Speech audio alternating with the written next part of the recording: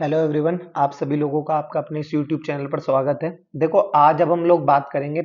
सबसे पहले तो मैंने आपको ये होमवर्क दिया था। If algebraic sum of perpendicular distance of the point A B C from the line this is zero, then show that line L passes through centroid of triangle ABC. देखो, सबसे पहले तो ये एक लाइन हमने assume करी जो कि है a x plus b y plus c equal to zero. ठीक है, इसके किसी भी एक तरफ हम लोग क्या है कि रफ डायग्राम बना रहे हैं, तो किसी भी एक तरफ 2 पॉइंट और एक तरफ 1 पॉइंट ले लेते हैं।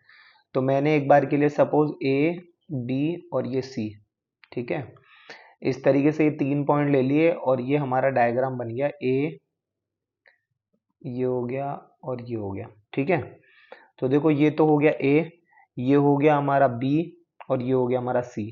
ठीक है, ए के लिए आ गया x1 y1, बी के लिए हो गया x2 y2 और सी के लिए हो गया x3 y3।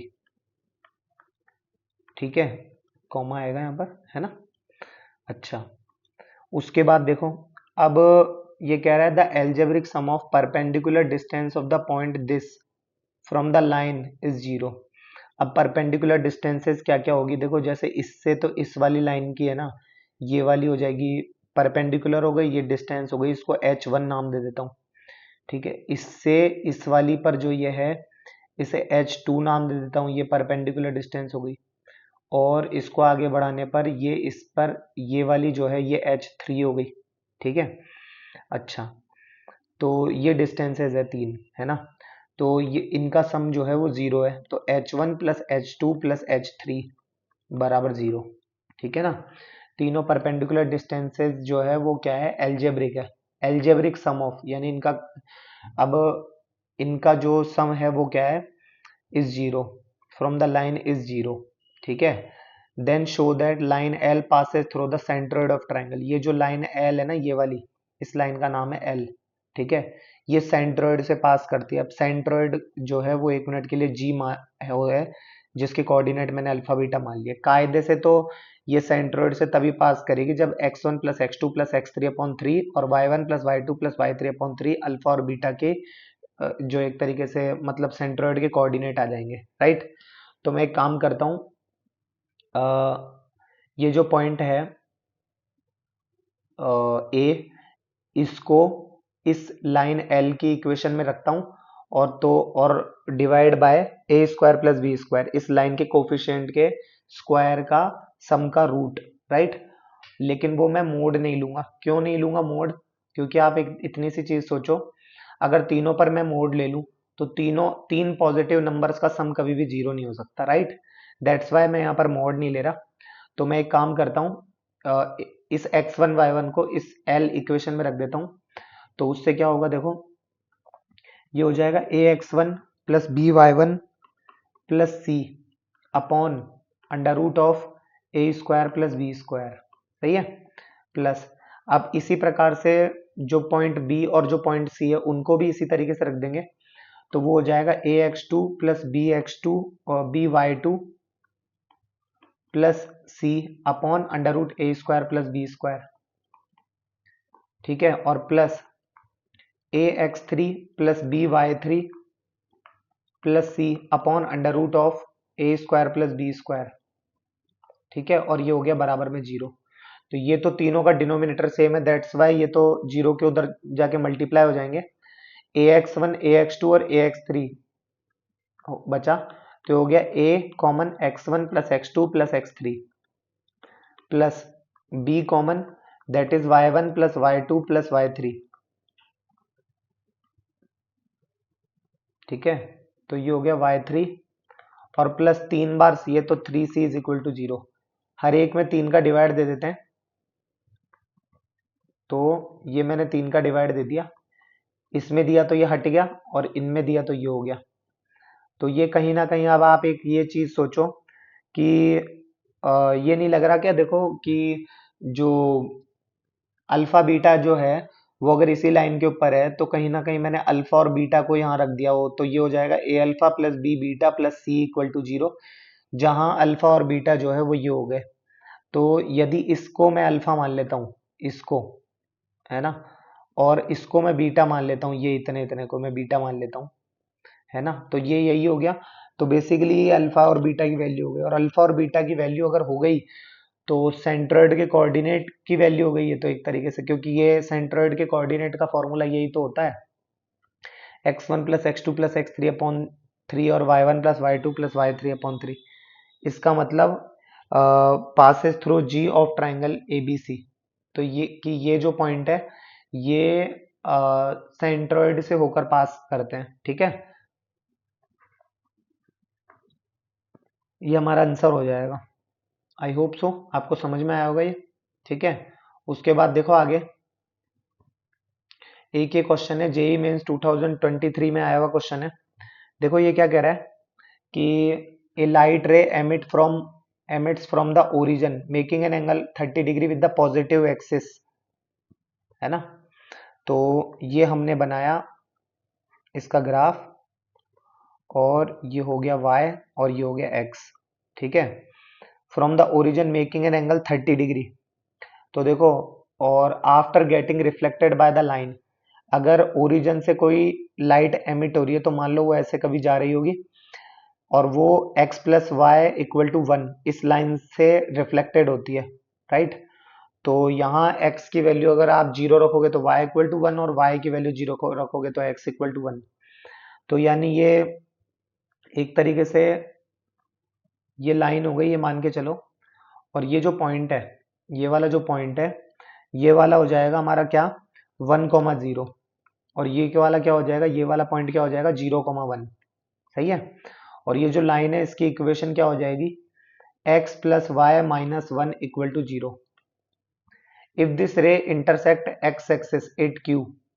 अगर ये x एक्सिस को, ये इस तरीके से रिफ्लेक्ट हुए बाद x एक्सिस को अगर ये q पर इंटरसेक्ट करती है, तो ये एक q, then abscissa of q, यानी एक तरीके से हमें q के कोऑर्डिनेट हमें पता करने हैं।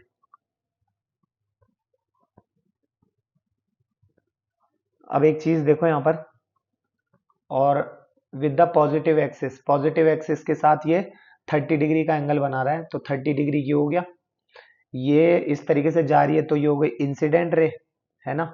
और ये इस तरीके से रिफ्लेक्ट हो रही है तो ये हो गई रिफ्लेक्टेड रे, है ना। अच्छा, और अब एक चीज देखो, ये जो लाइन है ये वाली, इसको अगर मैं आगे बढ़ाऊं, इसको अगर मैं आगे बढ़ाऊं, तो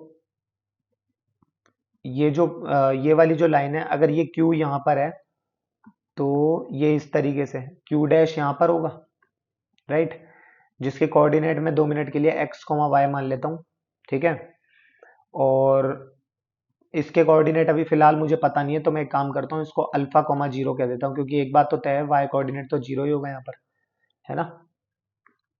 उसके बाद देखो, अब तो अब सबसे पहले तो मैं क्या करता हूँ इसमें, Q डैश यानी जो इमेज है उसके कोऑर्डिनेट में पता कर रहा हूँ, है ना। तो उसका फॉर्मूला जो है वो उस अकॉर्डिंग चलता हूँ। देखो, x माइनस अल्फा अपॉन, ये रहा अल्फा, अपॉन इसके coefficient 1 is equal to y minus 0 upon y का coefficient that is 1 is equal to -2, है ना, -2। और फिर उसके बाद में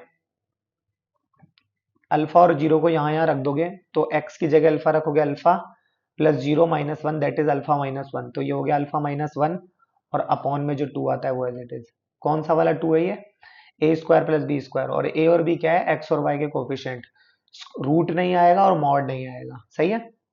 तो ये 2 से तो ये 2 गया, तो ये हो गया एक्स माइनस अल्फा बराबर वाई बराबर 1 माइनस अल्फा, सही है। x की वैल्यू यहाँ से क्या हो गई, x माइनस अल्फा और 1 माइनस अल्फा, तो x की वैल्यू तो हो गई क्या 1, और y की वैल्यू हो गई हमारे पास as it is 1 minus alpha, सही है। अच्छा, अब उसके बाद देखो, यानी एक तरीके से इंसिडेंट रे पर लाए करते हैं ये पॉइंट, ये इंसिडेंट रे ही है आगे जाके, है ना। तो लाइज ऑन इंसिडेंट रे। अब इसी के साथ एक चीज और, इस ये वाली जो लाइन है, ये वाली जो लाइन है, इस लाइन की इक्वेशन क्या होगी, एक बार जरा यहां से देखना जरा। इस लाइन की इक्वेशन के लिए y माइनस y1, क्योंकि 0 0 ही है यहाँ पर, तो ये इस ओरिजिन के कोऑर्डिनेट 0 0 ही है। y1 इक्वल टू m क्या होता है यहाँ पर, tan 30, दैट इज 1/√3 और x माइनस 0, तो ये हो गया y इक्वल टू x/√3।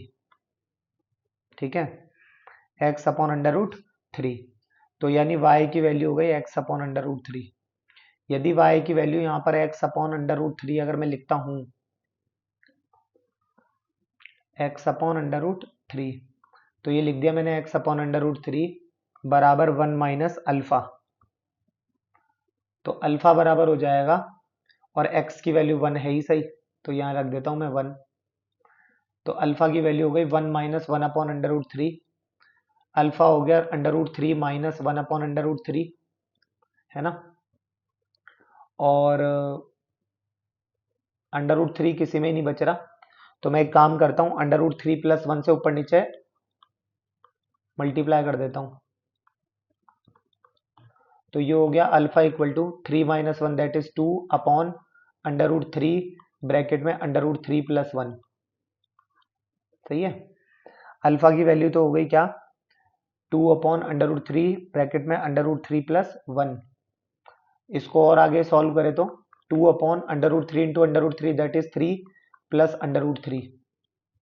अब हमें चाहिए क्या वो देखो, if this ray intersect x axis at q then the abscissa of q is, q की एब्सिसा, एब्सिसा मतलब x एक्सिस का कोऑर्डिनेट हमें पता करना है, यानी अल्फा की वैल्यू, तो 2/3 प्लस √3, तो यानी ऑप्शन नंबर बी हमारा करेक्ट है।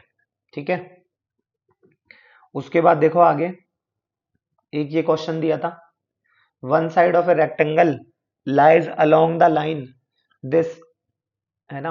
अब इसमें कुछ चीजें जो है वो आपको ऑब्जर्वेशन से पता पड़ेगी, देखो बहुत सारी चीजें ऑब्जर्वेशन से ही पता चल जाती है कई बार।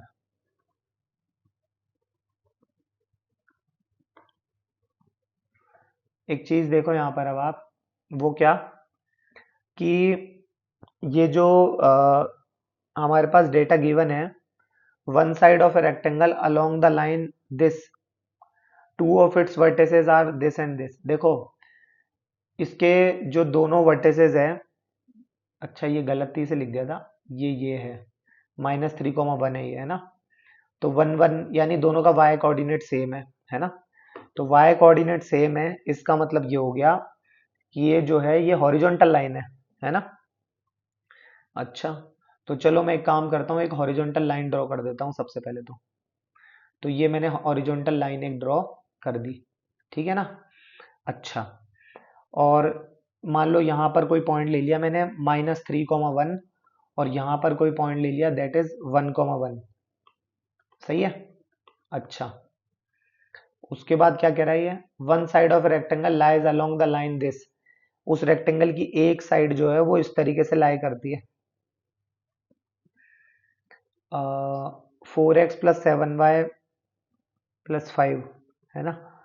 तो अगर अब आप यहाँ पर देखोगे तो इस -3,1 को एक बार यहाँ रखो, तो देखो -3 यानी -12 हो गया ये, और +7 और 5 12, यानी -12 प्लस 12 यानी कैंसिल आउट, इसका मतलब ये हो गया कि ये वाली जो लाइन है, ये वाली जो लाइन है इसके ऊपर ही लाया करता है ये -3,1 जो पॉइंट है, ठीक है। तो 4x प्लस 7y प्लस 5 जो पॉइंट जो लाइन है उसके ऊपर ये पॉइंट लाया करता है, यानी ये लाइन यहीं कहीं आएगी, तो मैं बना देता हूँ, देखो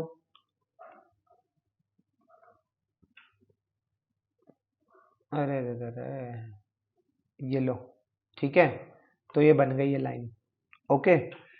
अब इस लाइन की जो इक्वेशन है वो हमारे पास है 4x प्लस 7y plus 5 equal to 0, okay.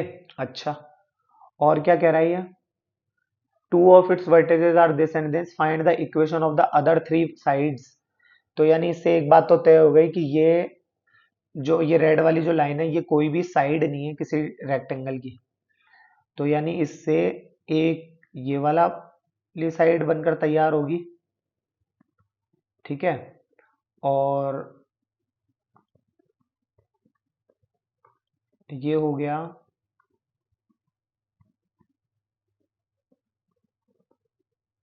एक ये हो गया,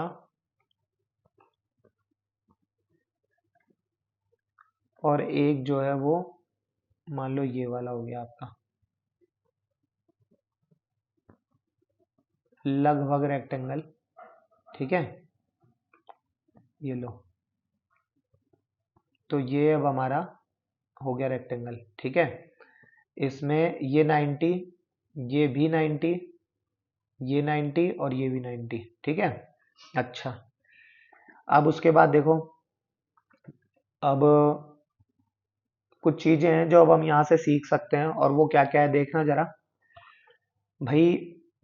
y बराबर एम एक्स प्लस सी की फॉर्म निकालोगे जब आप यहाँ से, तो यहाँ से y बराबर हो जाएगा आपका माइनस का 4x माइनस का 5 अपॉन का 7 और ये अपॉन में 7। सही है, तो ये वाली जो लाइन है इसकी जो स्लोप है वो आएगी माइनस का 4/7। राइट, इस लाइन के ऊपर ये वाली लाइन परपेंडिकुलर है, दैट्स वाई ये वाली जो लाइन है, ये वाली जो लाइन है, इसकी स्लोप क्या होगी, इसकी स्लोप होगी m इक्वल टू 7/4, 7/4। सही है, अब एक चीज देखो जरा, इस वाली लाइन के लिए इक्वेशन क्या होगी भाई, स्लोप दे रखा है 7/4 और -3,1 से जाती है, तो देखो y माइनस, एक मिनट, y माइनस y1 बराबर m x माइनस x1। सही है, ठीक है, अब इस लाइन के पैरेलल में ये वाली लाइन है, या फिर आप ये कह दो कि इस लाइन के परपेंडिकुलर ये वाली लाइन है, तो ये इस वाली लाइन की और इस लाइन की स्लोप तो जो है वो दोनों की इक्वल होगी, तो इसकी भी स्लोप 7/4 ही होगी, और ये जो पास करता है वो करता है 1,1 से, तो y माइनस y1 बराबर m x माइनस x1। सही है, अच्छा, उसके बाद अब ये वाली देखो, इसकी जो स्लोप होगी वही इस वाली की स्लोप होगी, इसकी स्लोप अभी अभी हमने यहाँ से निकाली थी माइनस का 4/7, तो और ये 1,1 से जाता है, तो y माइनस y1 है ना, y minus y1 is equal to m x minus x1 बराबर, तो ये हमारे पास एक तरीके से हो गया क्लियर। अब यदि आपसे ये पूछ लिया जाए कि साहब इसमें इक्वेशन ऑफ डायगोनल बताओ या इस प्रकार के रेक्टेंगल का एरिया बताओ, तो आपको वो खुद से आप इसको सोच सकते हो कि इक्वेशन ऑफ जो डायगोनल है वो कैसे आएगा, उसकी स्लोप कैसे आएगी। ठीक है, बाकी फिलहाल मैंने ये आपको बता दिया। ओके, आई होप आपको ये समझ में आया होगा। ठीक है, अब उसके बाद अब हम बात करते हैं, देखो कॉन्क्यूरेंसी, ये क्या होता है देखो,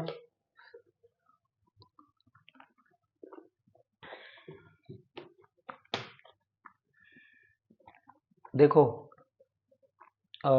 for line passing through same point, देखो अभी तक आपने ये देखा कि एक मिनट, चलो इधर ही देख लो। देखो अभी तक आप लोगों ने ये देखा कि अगर एक ही दो लाइन जिस जगह जब एक पॉइंट पर एक दूसरे को काटती है, इंटरसेक्ट करती है, तो उसको तो हम इंटरसेक्टिंग पॉइंट बोलते हैं, इंटरसेक्टिंग पॉइंट। ठीक है, मैं बात कर रहा हूं अभी यहाँ पर दो से ज्यादा लाइंस के लिए, जैसे तीन या तीन से ज्यादा लाइन अगर एक दूसरे को एक ही पॉइंट पर इंटरसेक्ट करती है, तो उसके लिए फिर इंटरसेक्ट वर्ड नहीं, फिर उसके लिए वर्ड यूज में होता है आपका क्या, कॉन्क्यूरेंसी। ठीक है, कॉन्क्यूरेंसी, बस फिलहाल के लिए इतना समझो और ये चीज आपको समझ में आ जाएगी। कोई लाइन है तीन, L1 L2 L3, जिनकी इक्वेशन हमने लिख रखी है a1x plus b1y plus c1 equal to 0, और इसी तरीके से ये, तो कंडीशन क्या है, point of intersection of any two lines lies on third line, कि इन दो का किसी भी दो का इंटरसेक्शन पॉइंट जो है ना वो थर्ड लाइन के ऊपर ही लाई करना चाहिए। ठीक है, और आप ये भी कह सकते हो कि इनका अगर डिटर्मिनेंट अगर आप सॉल्व करते हो तो वो जीरो आएगा, vice versa is not true, यानी जरूरी नहीं है कि हर बार ऐसा होगा तो वो लाइन जो है वो कॉन्करेंट ही हो, है ना, या कॉन्करेंसी की कंडीशन को फॉलो करे, ठीक है ना। आप पूछोगे कि ये डिटर्मिनेंट इससे आया कैसे, तो वो चीज आप ऐसे समझ सकते हो कि ये जो तीनों लाइंस है L1 L2 L3, ये तीनों लाइंस को जब आप ट्वेल्थ क्लास में चले जाओगे, जब आप डिटर्मिनेंट पढ़ोगे तो आपको ये चीज समझ में आएगी कि टेंथ क्लास तक तो आप पढ़ते हो लीनियर इक्वेशन इन 2 वेरिएबल, और वहां पढ़े जाते हैं लीनियर इक्वेशन इन 3 वेरिएबल, यानी 3 वेरिएबल्स में पढ़ते हैं, तो तीन तीन इक्वेशन को फिर सॉल्व करने का एक तरीका डिटर्मिनेंट भी होता है, फिर उससे सॉल्व किया जाता है। तो जब आप इन तीनों इक्वेशंस को सॉल्व करोगे तो एक अजीब सी क्वांटिटी आएगी, उससे फिर ये डिटर्मिनेंट तैयार होता है। ये चीज आपको और बेहतर तरीके से ट्वेल्थ में समझ में आएगा जब आप कुछ हद तक डिटर्मिनेंट की नॉलेज ले लोगे। एक ये नाइन IIT 1993 का बहुत पहले का क्वेश्चन आया हुआ है, ठीक है। ये कह रहा है if these lines are concurrent find the set of values of lambda, ठीक है। लैम्बडा के सेट ऑफ वैल्यूज आपको फाइंड करनी है। तो इसके लिए मैं एक छोटी सी हिंट आपको ये दे दूं कि इससे पहले आप डिटर्मिनेंट बनाओ और उसको सॉल्व करो, तो उससे एक ट्रिग्नोमेट्री की कंडीशन आएगी, मतलब ट्रिग्नोमेट्री में कन्वर्ट हो जाएगा वो क्वेश्चन, फिर उसको सॉल्व करके आपको लैम्बडा की ले, मतलब लैम्बडा की जो वैल्यू है और उसका जो सेट है फिर वो फाइंड आप कर पाओगे। और कई बार क्या होता है कि मल्टीपल कॉन्सेप्ट के क्वेश्चन आ जाते हैं आपके बोर्ड्स में भी आ जाते हैं और कॉम्पिटिशन्स में भी आ जाते हैं कि वो एक के साथ साथ दो दो तीन तीन चीजें आपकी चेक करवाना चाहता है एग्जामिनर, तो उसके लिए ऐसे हो जाता है। जैसे देखो ये आपका, मान लो आप कॉन्करेंसी की कंडीशन आपको याद है, तो आप हो सकता है आप ट्रिग्नोमेट्री में अटक जाओ, और अगर ट्रिग्नोमेट्री की कंडीशन याद है तो हो सकता है आप कॉन्करेंसी में अटक जाओ, दोनों आती है तो हो सकता है कोई कैलकुलेशन एरर हो जाए, तो उस चीजों को आपको बताया जाएगा, ठीक है। होमवर्क में ट्राई करना है इसको। उसके बाद देखो आगे, अब हम बात करते हैं आगे एंगल बाइसेक्टर, ठीक है। ये एंगल बाइसेक्टर क्या है, ये देखो, angle bisector is set of all the point या लोकस, ठीक है। एक तरीके से बहुत सारे पॉइंट्स का एक पाथ तैयार होता है, ठीक है, सेट तैयार होता है, उसको लोकस कहते हैं। इस चीज को और डिटेल में हम लोग आगे पढ़ेंगे। Which lies at equal distance from both lines and L1 and L2। आप इसको ऐसे समझो जैसे कि मान लो ये कोई लाइन है L1, ये लाइन हो गई आपकी L2, और यहाँ जो भी कुछ एंगल बनता था उसका एंगल बाइसेक्टर ये वाला हो गया B1 और ये वाला हो गया B2, ठीक है। और ये कुछ एंगल बनेगा, वही एंगल ये वाला बनेगा, ठीक है, ये एंगल बाइसेक्टर से दोनों के। और मान लो यहाँ पर कोई पॉइंट है P जिसके कोऑर्डिनेट है x, y, और उससे इसकी ये जो परपेंडिकुलर डिस्टेंस है ये वाली, ये आपस में बराबर होगी, आपस में क्या होगी, बराबर होगी। और यहाँ आप पॉइंट रख सकते हो N, ये हो गया M, ये वाली जो है ये हो गया A1x plus B1y plus C1 is equal to 0, इस लाइन की इक्वेशन मतलब। और ये हो गया A2x plus B2y plus C2 is equal to 0, ठीक है, ये हो गया। अब कुछ चीजें हैं इसी तरीके से, अब आपको ये चीज समझनी है कि दोनों डिस्टेंस की, कोई ये पूछ ले कि PM PN आपस में इक्वल कैसे हुआ, तो उसको आप छोटा सा ये दिमाग लगा के समझ सकते हो कि देखो ये इसके ऊपर परपेंडिकुलर डिस्टेंस है, तो दोनों 90 90 है, ये वाली साइड कॉमन है, और एंगल बाइसेक्टर है तो ये वाला एंगल इसके बराबर है, तो ये दोनों ट्रायंगल ये वाला और ये वाला एक दूसरे के कॉन्ग्रुएंट हो गए, और कॉरेस्पॉन्डिंग पार्ट कॉन्ग्रुएंट ट्रायंगल के बराबर होते हैं, दैट्स वाई जो PN है और जो PM है वो एक दूसरे के इक्वल हो जाएगा। तो यदि PM और PN अगर एक दूसरे के इक्वल है तो इनके फॉर्मूले रख दो, वो क्या होते हैं भाई, ये जो इक्वेशन है AX प्लस बी, मतलब A1x plus B1y plus C1 और A2x plus B2y plus C2, इनकी मतलब ये डिस्टेंसेस आपस में इक्वल होती है, तो ये आपको निकालना है यदि, तो देखो A1x plus B1y plus C1 upon under root of A1 square plus B1 square, ठीक है, तो इसका हो गया ये मॉड, और इज इक्वल टू ये हो गया a2x plus b2y plus c2 upon under root of A square plus B square, ये हो गया। ठीक है, अब यहाँ पर एक चीज है जो आपको समझनी पड़ेगी, और वो क्या है, देखो कई बार क्या होता है यहीं पे ही आप इस बात को छोड़ देते हो, लेकिन ये कहीं ना कहीं आपको पता होना चाहिए कि अगर mod of X equal to mod of Y होता है, अगर ऐसी कोई कंडीशन आती है, मैंने आपको बेसिक मैथमेटिक्स में भी बताया था, तो वो X equal to plus minus Y की पर जाके सॉल्व होता है, क्योंकि मोड हमें जो है वो एक्चुअल नंबर ऑफ आंसर्स तक पहुंचाता है। ठीक है ना, तो इसी बात को फॉलो करते हुए आपको यहाँ पर इसमें आगे बढ़ना है। ठीक है ना, जैसे कि देखो ये, अब ये है, इसको ऐसे सॉल्व करो, a1x plus b1y plus c1 upon under root of a1 square plus b1 square. अच्छा, ये यहाँ पर a1 और वो a2 और b2 है ना, जैसे ऊपर थे तो वैसे ये हो गया is equal to plus minus a2x plus b2y plus c2 upon under root of a2 square plus b2 square.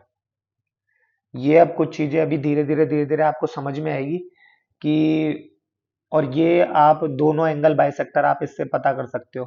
ठीक है, बोथ एंगल बाइसेक्टर्स आप इससे पता कर सकते हो। ठीक है ना, ये ऐसा फॉर्मूला है। अभी इसके बारे में बहुत याद रखना है इसको, अभी आगे जाके इसके बारे में एक बार फिर से जिक्र करूंगा मैं।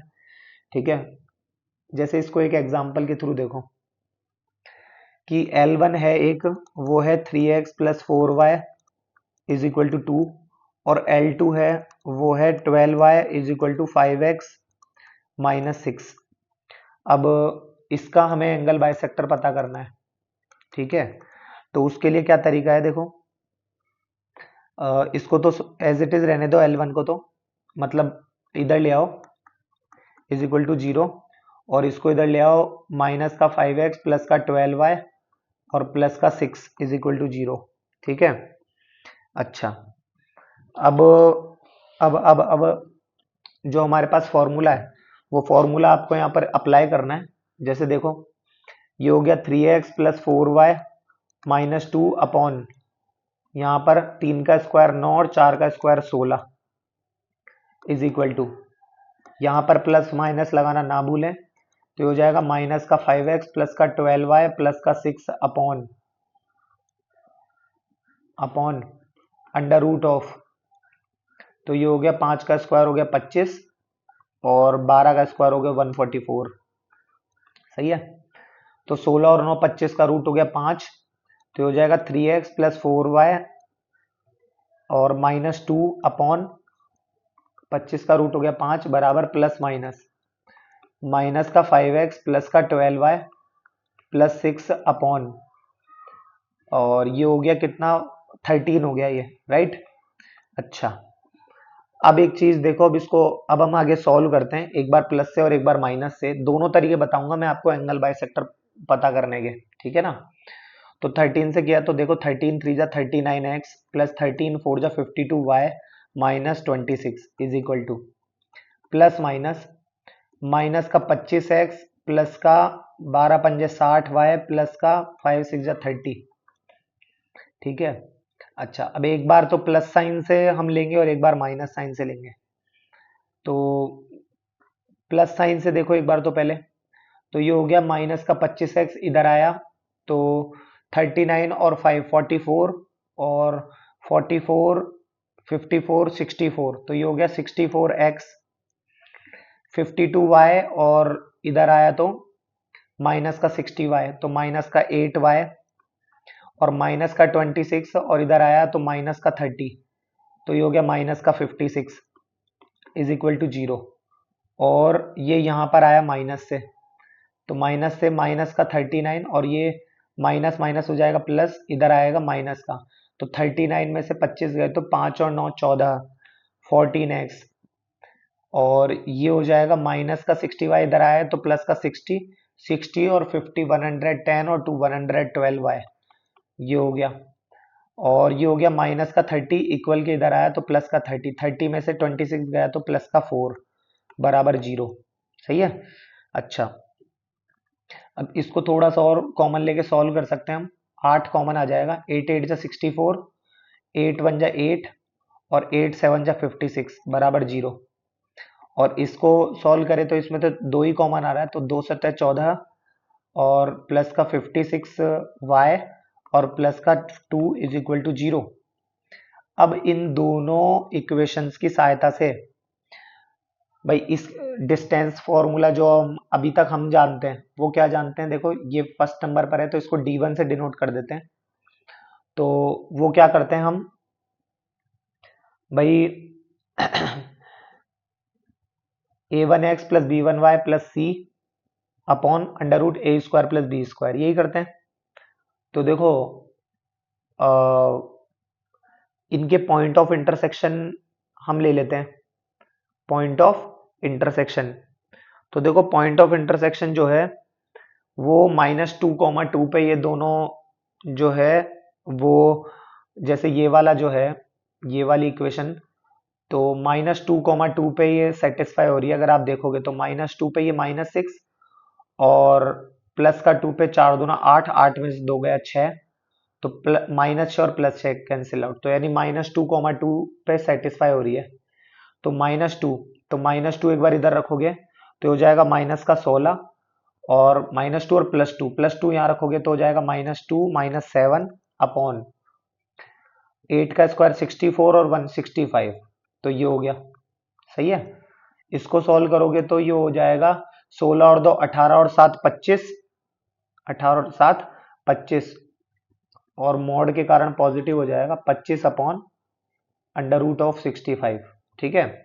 और इससे मैं d2 निकाल रहा हूं। गौर करना मैंने नेगेटिव वाले को d2 नाम दिया और पॉजिटिव वाले के कारण जो आंसर है उसे मैं d1 नाम दे रहा हूं। ठीक है। अब -2 +2, तो देखो -2 रखोगे तो ये तो हो जाएगा माइनस का 14 और +2 रखोगे तो ये हो जाएगा 112 और प्लस का 2 एज इट इज अपॉन, और यहाँ पर हो जाएगा अंडर रूट 7 का स्क्वायर 49 प्लस 56 का स्क्वायर। अब ये थोड़ा सा एक धर्म संकट में फंस गया, लेकिन कोई बात नहीं। अभी इसको देखो 112 और 2 114 में से 14 गए तो 100 अपॉन अंडर रूट 49 प्लस 56 का स्क्वायर। ठीक है। अच्छा, अब ये d1 और d2 के साथ अब हमें थोड़ा सा खेल खेलना है, देखना ध्यान से।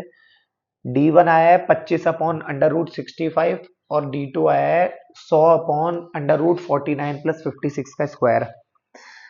अब मुझे नहीं पता कि इन दोनों में से बड़ा क्या है, तो मैं 1 मिनट के लिए d1 को बड़ा मान लेता हूँ। एक बार मान लेता हूँ d1 is greater then d2, तो 25 upon under root 65 is greater than 100 upon 49 plus 56 का स्क्वायर पर रूट। ठीक है। अब इसको उधर भेजो, देखना कैसे मैं मानकर अपनी बात मनवा लूंगा इससे। देखो 25 का ये as it is 25 under root 49 plus 56 का स्क्वायर और ग्रेटर देन 100 अंडर रूट 65, है ना।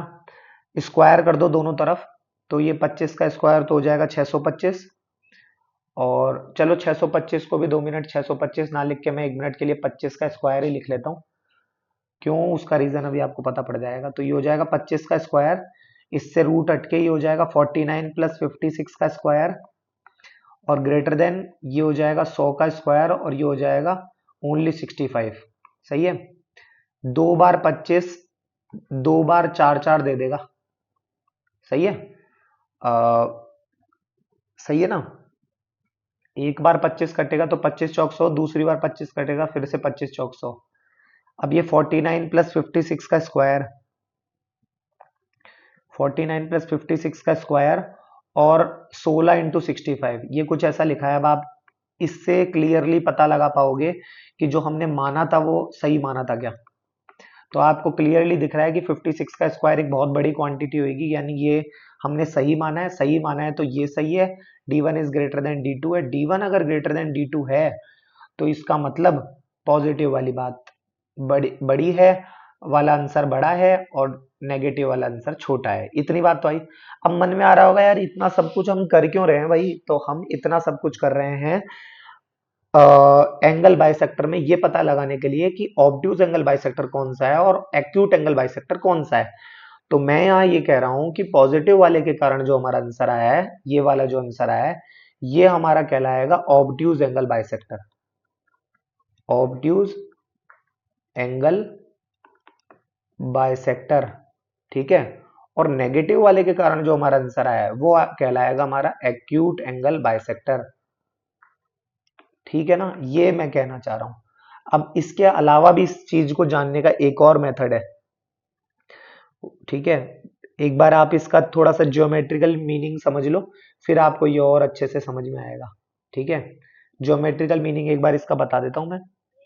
तो एक्यूट या फिर obtuse angle bisector, obtuse angle bisector जैसे मान लो आपके ये दो लाइन थी, उनको इसका तो एंगल बाइसेक्टर ये वाला हो गया और इसका एंगल बाइसेक्टर ये वाला हो गया, मान लो ये वाला हो गया।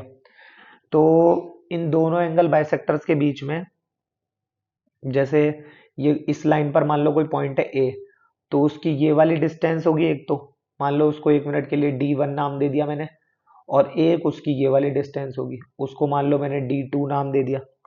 तो इसमें हमें ये पता करना है, जैसे मान लो यदि D2 की डिस्टेंस D1 से बड़ी है, तो जो जैसे मान लो ये D2 है, तो इसको मैं एक बार के लिए एंगल बाइसेक्टर B2 कह देता हूँ और इसको B1 कह देता हूँ।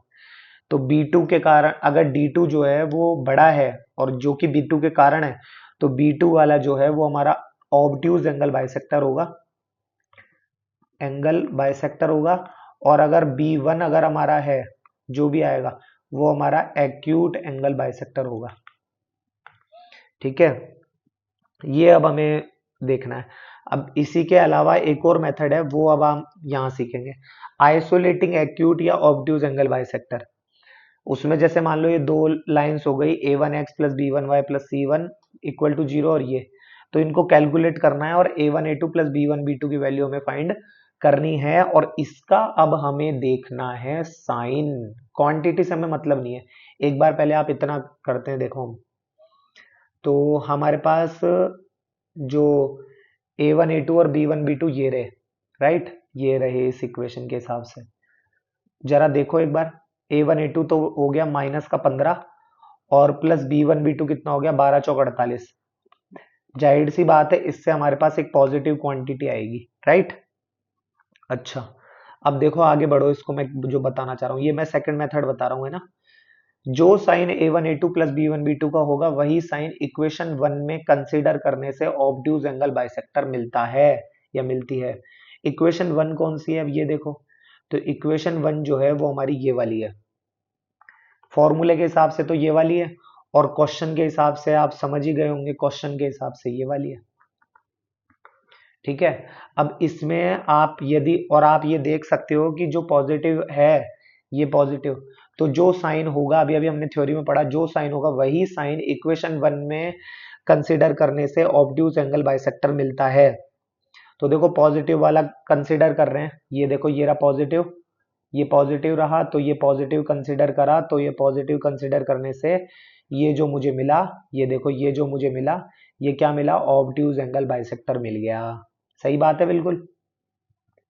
अच्छा, और देखो, for acute angle bisector opposite sign लेना है, कि अगर एक्यूट एंगल बाइसेक्टर लेना अगर चाहिए तो उसके पॉजिटिव के अलावा जो साइन बचा दैट इज नेगेटिव, उससे हमारा काम बन जाएगा, ये कह रहा हूं मैं, ठीक है। अब इस चीज को एक बार इन शॉर्ट समझो, मैं बताया क्या यहाँ पर, भाई A1 A2 plus B1 B2 को आपको सॉल्व करना है, इसका कोई ना कोई साइन आएगा, ठीक है, कोई ना कोई साइन आएगा, या तो वो साइन पॉजिटिव होगा या तो वो साइन नेगेटिव होगा, ठीक है, या तो वो पॉजिटिव होगा या फिर नेगेटिव होगा। अब पॉजिटिव अगर होगा तो इक्वेशन 1 में रखने से पॉजिटिव वाले के कारण तो आएगा ऑब्ट्यूज एंगल बाइसेक्टर, और नेगेटिव यानी उसके अलावा जो साइन बचा उससे होगा हमारा एक्यूट एंगल बाइसेक्टर, ठीक है, इसमें नेगेटिव को अगर आप इक्वेशन 1 में रखते हो, है ना, तो उस समय हमारे पास नेगेटिव वाले से जो बना वो बनेगा ऑब्ट्यूज। कहीं आप ये मत सोचना कि भाई ये तो ऐसा ही बन रहा है, पॉजिटिव वाले से हमारा बनेगा ऑब एक्यूट एंगल बाइसेक्टर। ठीक है ना, ये चीज अब आपको समझ में आ जानी चाहिए, आई होप सो, और आपको समझ में आ भी गई होगी। उसके बाद देखो अब ये क्या है, find the equation of the line which bisect the obtuse angle between the line this and this. तो देखो x माइनस 2y प्लस का 4 अपॉन 1 और 4 5 अंडर रूट में बराबर 4x माइनस 3y प्लस का 2 अपॉन 4 चौक 16 और 9 25 का रूट 5, और इसके बाहर आएगा प्लस माइनस। सही है। अच्छा, अब एक बार अपने मन में, अब आप ये एक तरीके से जो सेकंड मेथड है, ये एक तरीके से है तो मेथड ही, बट ये ट्रिक की तरह काम कर जाता है आराम से। तो a1 a2 plus b1 b2 की वैल्यू एक बार आप पता कर लो यहाँ से। देखो 1 4 जा 4, ये हो गया, और -2 और -3 मल्टीप्लाई करेंगे तो हो जाएगा +6, 6 और 4 10, तो 10, दैट इज पॉजिटिव। तो पॉजिटिव यानी इसमें ये वाले रखने से, पॉजिटिव रखने से तो मिलेगा हमें ऑब्ट्यूज, और ये जो नेगेटिव है इसको रखने से हमें मिलेगा एक्यूट। ठीक है, एक्यूट एंगल ट्रायंगल, वो एक्यूट एंगल ट्रायंगल क्या मतलब, एक्यूट एंगल बाइसेक्टर। ठीक है, तो ये इतनी फास्ट पता चल गया ये, और यही हमें इसमें पता करना होता है। उसके बाद देखो एंगल बाइसेक्टर कंटेनिंग पॉइंट, अगर कोई पॉइंट कंटेन करता है कोई भी एंगल बाइसेक्टर, तो उसके लिए क्या होता है। देखो जैसे ये एक लाइन हो गई L1P, और दूसरी हो गई L2P, A1 X1 plus B1 Y1 plus C1, और A2 X2 plus B2 Y2 plus C2। तो इसमें आप इसको डायग्राम से समझो, जैसे मान लो ये एक लाइन हो गई, और इसमें एक पॉइंट से होकर दो एंगल बाइसेक्टर गुजरते हैं, मान लो एक ये वाला हो गया और एक ये वाला हो गया, तो दो ये हो गए, दो ये हो गए। अब इस पे ये जो पॉइंट P है, इसके कोऑर्डिनेट हो गए x1 और y1। ठीक है, और ये वाला जो है, ये L1 जो है, ये हो गया, मान लो एक इक्वेशन बना दी मैंने, a1x plus b1y plus c1 equal to 0, और L2 वाली बना देंगे a2x plus b2y plus c2 equal to 0। सही है। अब ये जो पॉइंट, मतलब ये वाली जो एंगल मतलब बाइसेक्टर है, ये है हमारी रिक्वायर्ड बाइसेक्टर।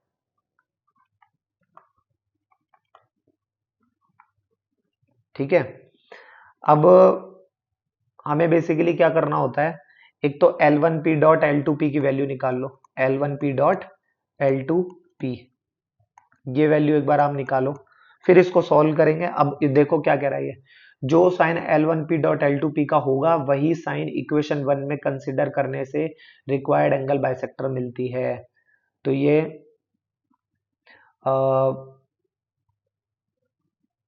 मतलब इक्वेशन 1 वही वाली जो थी अभी, वो उससे रिक्वायर्ड एंगल बाइसेक्टर मिल जाएगी। Find bisector of angle between this and this containing point 1, 2। देखो अभी समझ में आएगा आपको अच्छे से।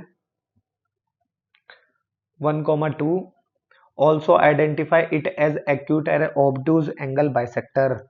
अब देखो ऐसे, ये हो गया, एक ये हो गया, और मान लो ये इसकी बाइसेक्टर हो गई, ये है एंगल बाइसेक्टर। ठीक है, और यहाँ पर कोई पॉइंट P मान लो जो है 1, 2 जिसके कोऑर्डिनेट, और ये वाला इसके बराबर है। ठीक है, अब L1P का अब इसका मतलब भी तो जानो, 1, 2 को आपको इसके अंदर रखना है, सिंपल L1P रखो। देखो 1, 2 तो 2 एकम 2 प्लस 2 -6, तो ये तो हो गया 2 और 2 4 -6 -2, और एक L2P देखो, L2P, तो L2P के लिए 1, 2 इसमें रखो, 4 एकम 4 -4 प्लस 7, तो 4 और 4 तो गया, और ये आ गया पॉजिटिव का 7।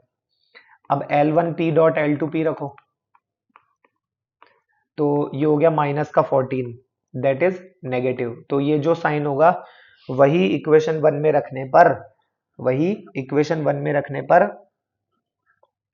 क्या कह रहा था ये, वही से रिक्वायर्ड एंगल बाइसेक्टर मिलती है।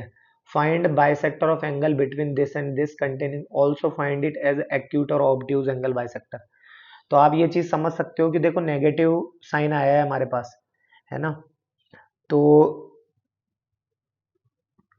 नेगेटिव आया है, तो ये जो आपकी इक्वेशन बनकर जो तैयार होगी that is 2x plus Y minus 6 upon 4 और 1 5 पर रूट बराबर प्लस माइनस, और ये हो गया 4x माइनस 2y प्लस का 7 अपॉन 16 और 4 20 पर root that is 2√5।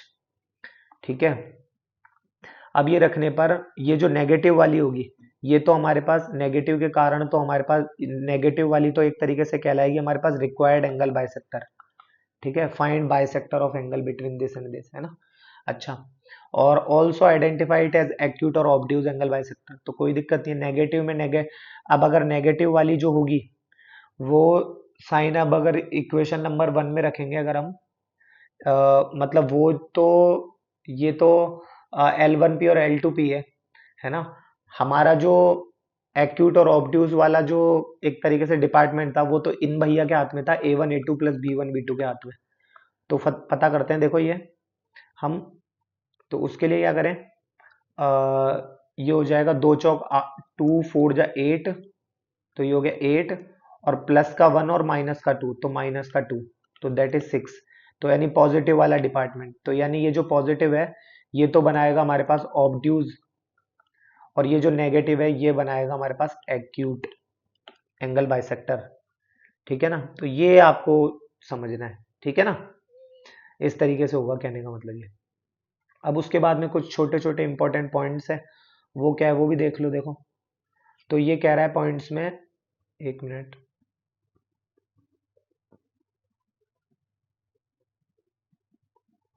Angle bisector are always perpendicular. कोई भी एंगल बाइसेक्टर होते हैं वो हमेशा और हमेशा परपेंडिकुलर ही होते हैं, ये तो आपको वैसे भी समझ में आ ही गया होगा। जैसे ये है, मान लो दो लाइन थी, या मान लो मैं ये कहूँ कि एक लाइन तो ये जा रही थी, और मान लो इसके साथ एक लाइन ये जा रही थी, तो ये एंगल बाइसेक्टर जो बनेंगे, है ना, एक मिनट रुको, देखो मान लो एक लाइन तो ये जा रही थी आपकी और एक लाइन ये जा रही थी, मान लो। अब इनके एंगल बाइसेक्टर अगर आपको बनाने हैं, तो जैसे मान लो इसका तो एक तो ये बन गया, और एक इस वाले का जो बनेगा वो मान लो वो कुछ लगभग ऐसे बनेगा, तो ये आपस में परपेंडिकुलर ही तो हुए ही है। ठीक है, तो एंगल बाइसेक्टर हमेशा एक दूसरे के ऊपर परपेंडिकुलर ही होता है। ठीक है, अच्छा, if given lines are perpendicular then set of given lines also bisects angle between angle bisector। if given lines are perpendicular, अगर दी गई लाइन क्या हो perpendicular, then set of given lines also bisects, given lines are perpendicular then set of given lines also bisects angle between angle bisector। अब देखो इसको ऐसे समझो, second number का पॉइंट बताऊं, देखो जैसे कि ये आपकी हो गई मान लो B1, और मान लो ये जो फर्स्ट पे आया है मान लो ये हो गई B2, तो एक तो हो गई है L1, और मान लो ये वाली जो हो गई ये हो गई हमारी क्या L2, सॉरी L2, है ना। अब देखो क्या कह रहा है, if given lines are perpendicular, तो ये लाइन L1 और L2 एक दूसरे के ऊपर, ये लो ये परपेंडिकुलर है, ठीक है, are perpendicular, then set of given lines also bisect angle between angle bisector, angle bisector के बीच का जो एंगल है उसको भी बाइसेक्ट करेंगे। जैसे कि मान लो ये 90 था, तो एंगल बाइसेक्टर में अब ये वाला 45 और ये 45 ही रह गया। अब ये मान लो ये वाला ऐसे 90 था, तो ये वाला भी 45 और ये वाला भी 45, ये कह रहा है। थर्ड देखो, if sum of slopes of given lines is zero, अगर M1 और M2 की जो स्लोप है, मतलब M1 और M2 स्लोप्स का सम अगर जीरो आ जाता है, then line is equally inclined with X axis and angle bisector are parallel to coordinate axis. यानी जैसे देखो थर्ड नंबर का पॉइंट क्या है, एक ये हो गया, एक ये हो गया मान लो, और इसके बीच में से, एक minute,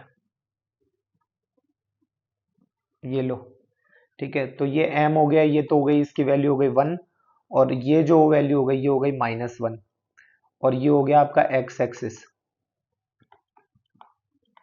if sum of slopes of given lines is zero, दी गई लाइंस की स्लोप्स का सम अगर जीरो है, जैसे ये 1 और ये -1, अगर ये जीरो है तो क्या होगा, is zero, then line is equally inclined with X axis, यानी जो ये एंगल होगा वही ये एंगल होगा, X axis, and angle bisector are parallel to coordinate axis. तो इनके जो एंगल बाइसेक्टर होंगे, जैसे इसका ये हो गया, और angle bisectors are parallel to coordinate axis, बिल्कुल जैसे ये वाला इसके हो जाएगा, और अगर इधर बनाऊंगा तो ये वाला उस एक तरीके से वाई एक्सिस के पैरेलल हो जाएगा। तो बिल्कुल सही है ये बात भी। ठीक है, तो फिलहाल के लिए आज इतना ही। हम लोग आशा करते हैं कि नेक्स्ट वीडियो में जरूर से जरूर जल्दी से जल्दी मिलेंगे। तब तक के लिए आप इसका रिवीजन करो। मुझे अच्छे से पता है वीडियोस लेक्चर जो है वो आने में कई बार बहुत ज़्यादा लेट हो जाता है, तो इस और वो मेरे साथ कई बार होता है, बट विश्वास मानो आपके लिए मैं ज़रूर टाइम निकाल रहा हूँ इस चीज़ के लिए। आप भी मेहनत करो, बाकी मैं भी इसमें लगा हुआ हूँ। ठीक है, और मिलेंगे हम लोग नेक्स्ट लेक्चर में। तब तक के लिए धन्यवाद।